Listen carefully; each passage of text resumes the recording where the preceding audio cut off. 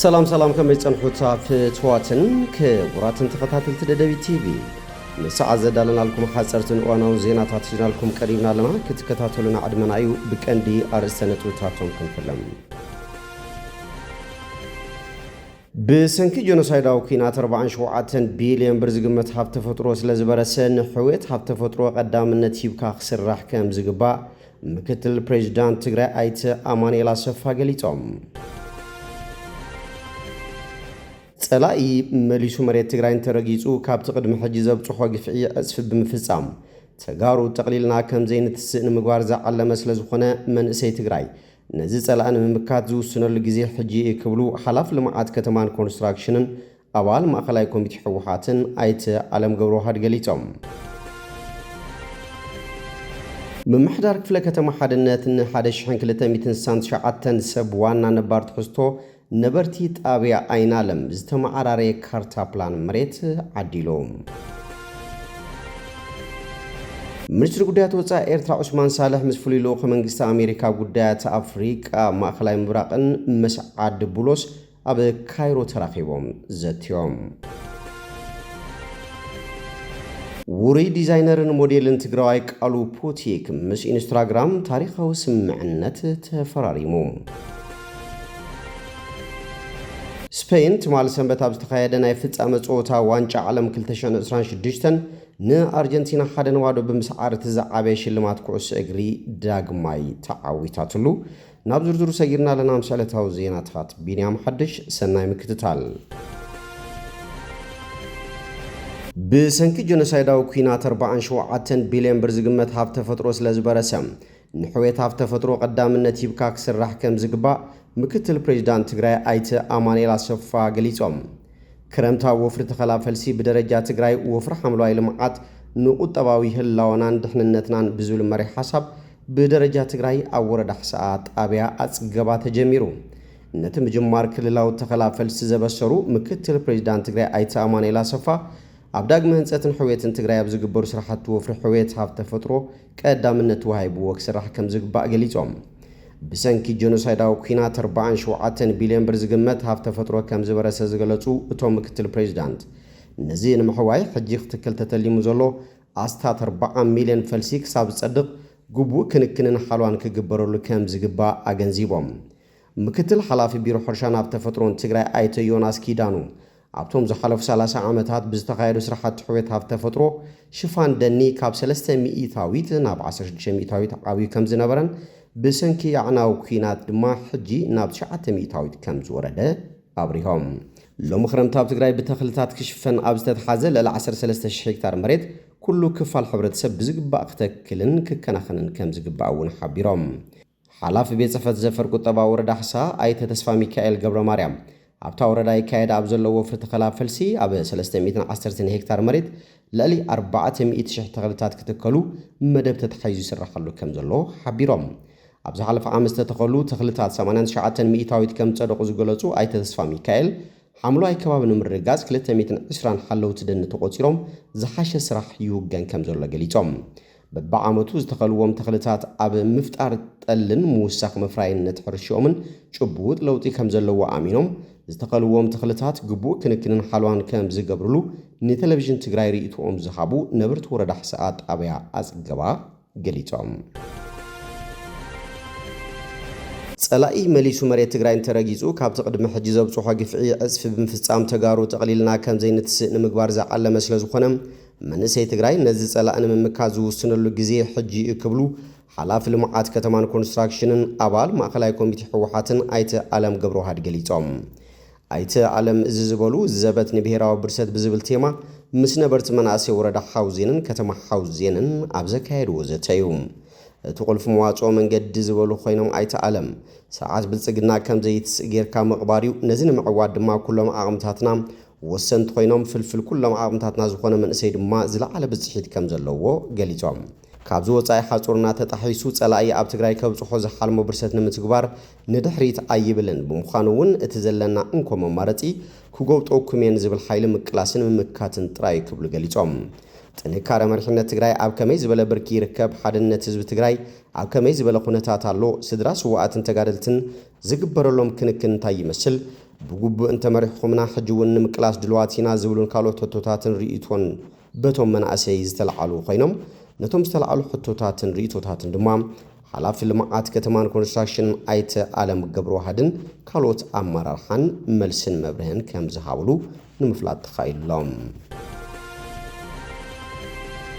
محدار كفلا كتما حادنت ان حدش شنكلة ميتن سسان شعاتن سبوانا نبات خوستن نبرت تابع اين عالم استمع عراري كارتا بلان مريت عديلوم تي نبات خوستو مريت ابكلتشن عسد خلتن عمت مرت عديلو زنحن ساقامات سلزنبرو نبركز بولا عمتات انكس اناي محدار كوينو كم زنحن مكتل كنتيا محدار كتما مقالة ايت ردا اي قبر اكزابيهر قليتوم حجي كم بحدش تما عراري عدلا حدش كارتا مريت كم استوحابن نتو حلف ساقام بقوندس فتحن كم زخونا بمقلات حجون كان دوانين محدار تتابع حتوتات مسارة المعاتن كالوتن مملاسن فتكامنت حربنياتات نمر رقاتني كبل قليتوم باتي استمع عراري حدش عدلا كارتا مريت مسارة استات شعات ميتن تيسعان تتكامتي أبزل لو وكس أنفن لتا ميتن سمانين حموشتن زخون دمام كابزنا بربو بوتات العيلوم تلوات مريت كم زعدلو دما وانا محدار كفلكة محادنات ايت حيلاي ولد سلاسة قليتوم ጉዳይ ካሳ መሬትን ካልኦትን በቀጻልነት ከምስረህ አለምን መሰረታው ሆቶታትን ጸገማትን ማህበረሰብናን መፍታህ ብትግሃት ክንሰርሕና ክብሉውን ተዛሪቦም ተጠቀምት ተዕድል ዝሆን ነበርት ጣቢ አይን ዓለም በወገኖም ቀደም ክብልስ ተዋሃቡ ወመሬት ክሸጡን ክልውጥን በዘይ መኻሎም ተጸጊሞም ከምዝነበሩ በመዝኻር ጅግና በተስተዓደሎም ሐድሽ ካርታ መሬት ተረባሕት በመኻኖም ሕጉሳት ከምዝኾኑ ገሊጾም ሚኒስትር ጉዳያት ወጻኢ ኤርትራ ዑስማን ሳልሕ ምስፍሊ ልኡኽ መንግስቲ አሜሪካ ጉዳይ አፍሪካን ማእኸላይ ምብራቅን መስዓድ ቡሎስ ኣብ ካይሮ ተራኺቦም ዘትዮም እቲ ላዕለዋይ አመኻሪ ፕሬዝዳንት አሜሪካ ዝኾነ ቡሎስ ብመንገዲ ኤክስ ኣብ ዘርግሖ ሓበሬታም ምስ ዑስማን ሳልሕ ኣብ ክልተኣዊ ዝምድናታት ክልቲአን ሃገራት ዘተኮረ ጽቡቕን ኣፍራይን ዝበሎ ዘተ ከም ዘካየደ ፍሊጦም مسعاد بزعب عزيز تخايد ركب أو زوج مجلتي اتزرب أو نجدي زباو قطام عبالن تنزة تكرر من بار حبيروم كلت يوم سمى ذكر محجاب خيرو تراقيبهم تماسل زرب كايدا من بارهم يذكر بمسرة دحريم ملسو ترامب نا وايت هاوس داغ مايكم استبرابرز تقلته ركب كلتين حاجرات كمودة توار زحلف عمتات حيزو تا أمريكا بلعلي إرتران بيرات وزنبرت إجدا كل علن زمدنا أن نابنو ورك من لسن زبل من قصاص كم زنبرة أيرس عن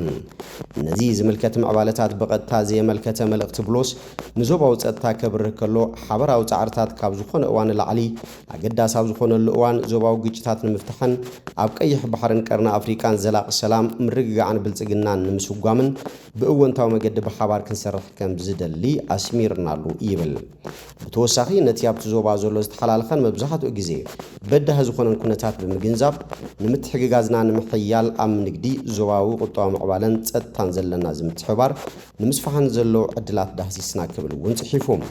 الزركب زكاير زلو منيستر عثمان صالح أب جبس وقع عودة أب زكاير زلو أوان كوينو مس جبس أو مزنو دكتور بدل عبد العاطون تراخيبهم ليرام بمسرت حبريتا منيستر زينا إرترا يمانة قبر مسكال زوم كلتا منيسترات نتيجة أموغي إرتران جبت انزلو استراتيجياون تاريخاون زمدنا نمدل دال تزراري بوم بفلاي أبكرنا أفريقيا بزعبا زلو أوانا ومعوالتاتن أبني حبار ربحاتات مرقز تاتهم نمو وحادن بعمقوت زتيوم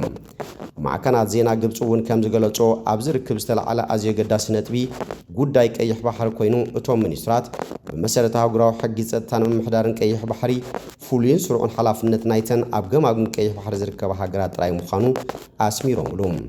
زي بجبت زدالو زولت خاطت على أخيباتات نتي أبكرنا أفريكان كيح بحرن زولت ستاون بوليتيكاون كنتات نمزتاين زوباو سلام نمرقات نزعلم مخانيو زقلات